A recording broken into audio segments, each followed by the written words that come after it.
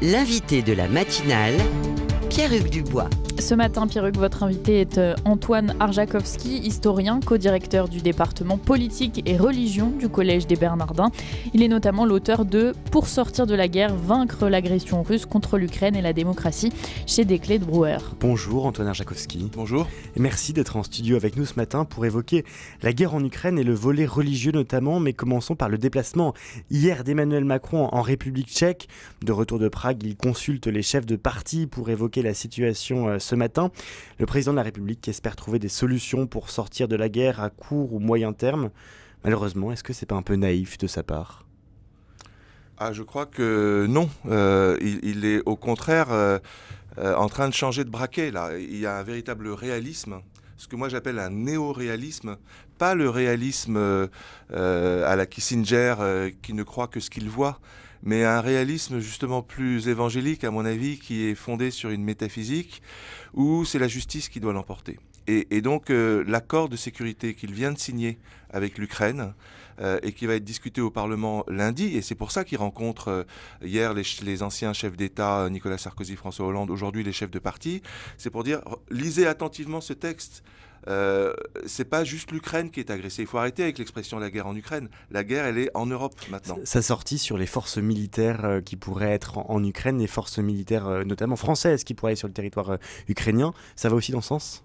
Ça va dans ce sens. La France doit adopter une forme d'ambiguïté stratégique pour éviter qu'il y ait une totale impunité du côté du président Poutine, qui pour l'instant balance des missiles. Hier encore, il y a un missile qui est tombé à 150 mètres du président Zelensky et du Premier ministre Mitsotakis grec, qui était en train de visiter la cathédrale d'Odessa qui avait été bombardée par les Russes. Donc ça veut dire qu'on a frôlé hier une extension immédiate de la guerre entre l'OTAN et la Russie.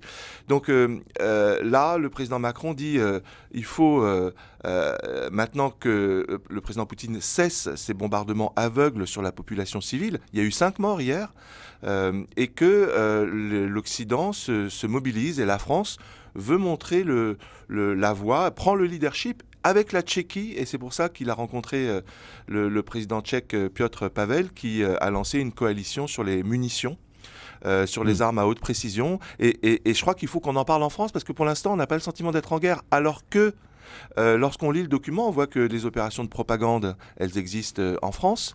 193 sites ont été créés en quelques mois par la Russie l'année dernière pour désinformer les Français. C'est le service Viginum français qui a montré cette opération Portal Combat. Il y a des attaques cyber en permanence qui coûtent des milliards à la France.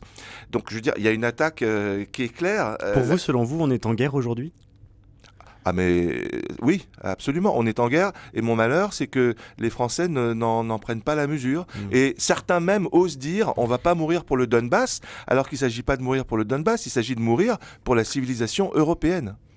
Et pour bien comprendre ce conflit, il faut comprendre aussi la rhétorique utilisée par Vladimir Poutine, qui emprunte assez largement au répertoire religieux. Il parle notamment d'une approche civilisationnelle pour réunir l'Ukraine et la Russie.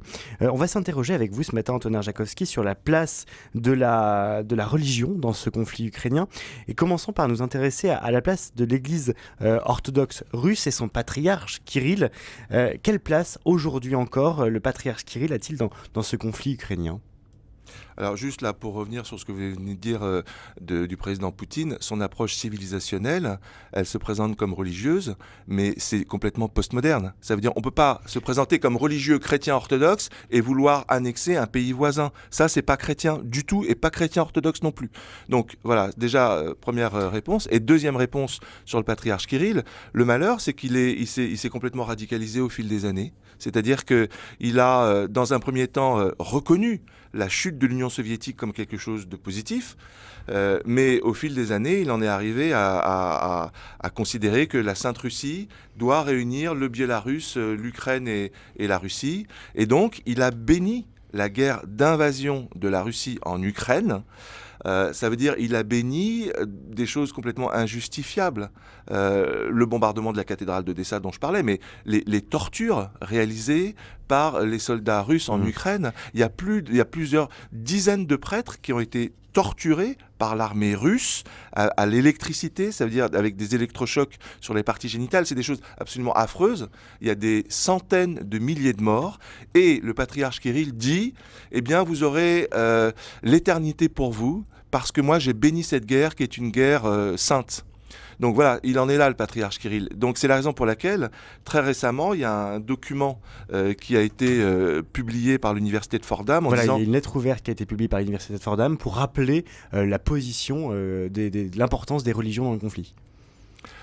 Surtout pour demander aux chefs des principales églises chrétiennes, du pape François au patriarche Bartholomé, en passant par Justin Welby et d'autres, de dire, ça suffit pas là, de dire de condamner l'agression russe contre l'Ukraine, comme l'a fait le pape François au mois de janvier dernier. Alors, il faut maintenant condamner le patriarche Kirill.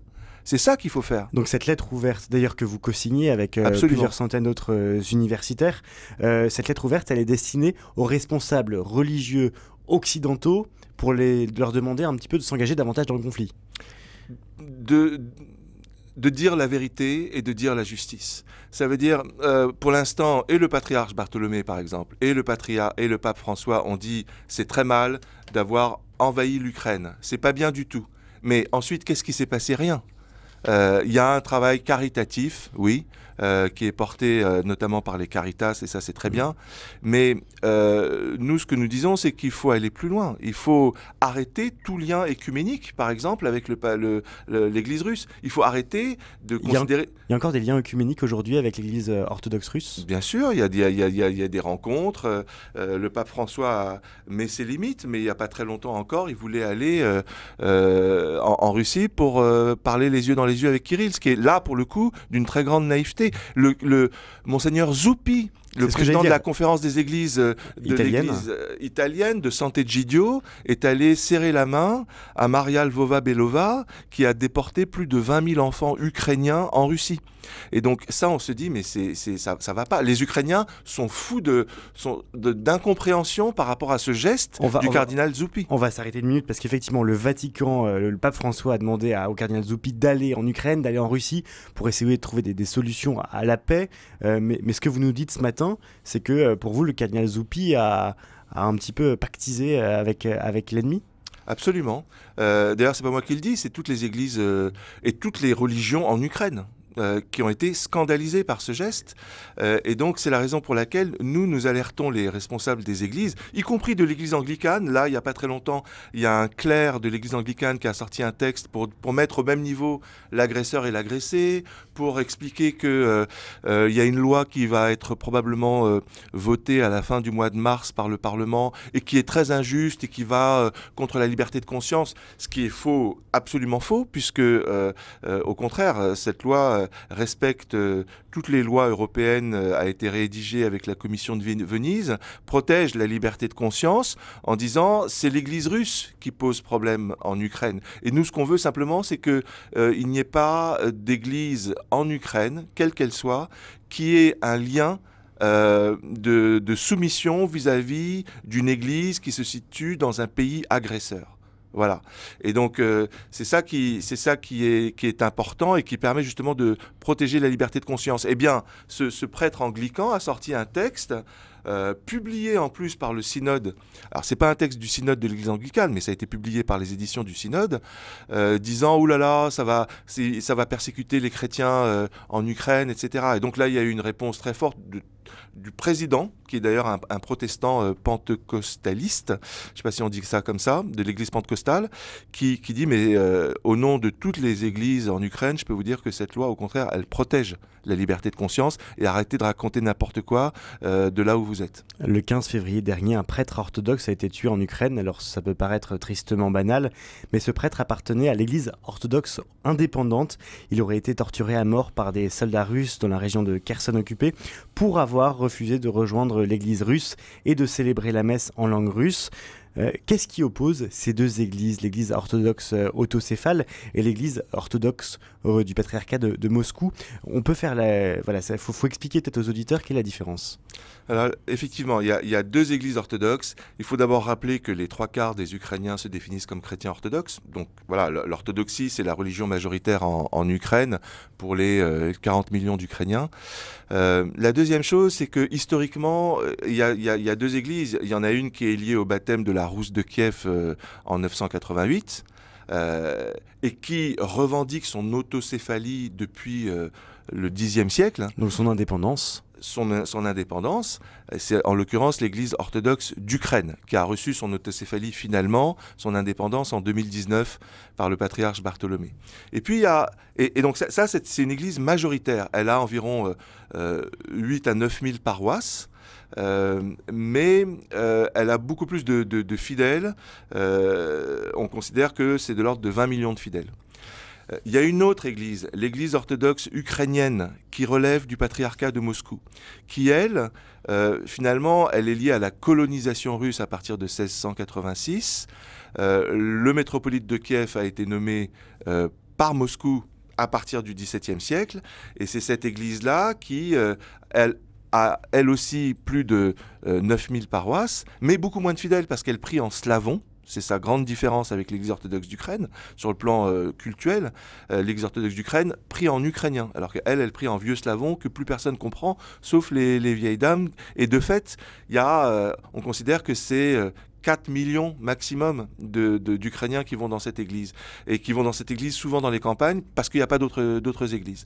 Donc voilà, c'est les 2 églises. Et au mois de mai 2022, il y a eu un synode de cette 2e église orthodoxe ukrainienne relevant du patriarcat de Moscou qui s'est réuni pour dire « Nous, on ne peut plus relever de Moscou, c'est pas possible. Puisque Moscou nous bombarde, on ne peut plus prier pour le patriarche Kirill puisqu'il a bombardé Odessa. » Et donc, ils ont retiré toutes leurs billes en disant « Nous, on est une église, voilà, on est autonome maintenant. » Moscou l'a mal pris. Moscou l'a mal pris, sauf que Moscou a continué à maintenir dans ses listes les hiérarques, et notamment le métropolite Onufri, qui se trouve à Kiev, dans ses listes. Et ce qui s'est passé au bout d'un moment, c'est que l'État ukrainien a dit « Mais vous êtes bien sûr que vous avez quitté Moscou ? Prouvez-le nous. Écrivez à Moscou que tous les évêques de votre église ne relèvent plus du patriarcat de Moscou. » Et aucun évêque ne l'a fait. Ça veut dire, pour l'État ukrainien, cette église est suspecte. Elle dit qu'elle n'a plus rien à voir avec Moscou, mais dès que Moscou appelle ses évêques pour venir à Moscou participer à des rencontres, ils y vont. Et donc ils n'ont fait aucune lettre pour dire il y a une ambiguïté. Il y a une véritable ambiguïté, et c'est la raison pour laquelle ils vont adopter cette loi, probablement à la fin du mois de mars, pour dire, nous on va respecter les règles du Conseil de l'Europe, on va faire des procédures juridiques, mais on ne peut pas accepter qu'il puisse y avoir une église qui soit en intelligence avec l'ennemi. On aurait encore beaucoup de questions à vous poser, Antoine Arjakovski, mais pour avoir les réponses à ces questions, vous pouvez lire « Pour sortir de la guerre, vaincre l'agression russe contre l'Ukraine et la démocratie ». C'est publié aux éditions des Clés de Brouwer. Merci d'avoir été l'invité de la matinale ce matin. Merci à vous.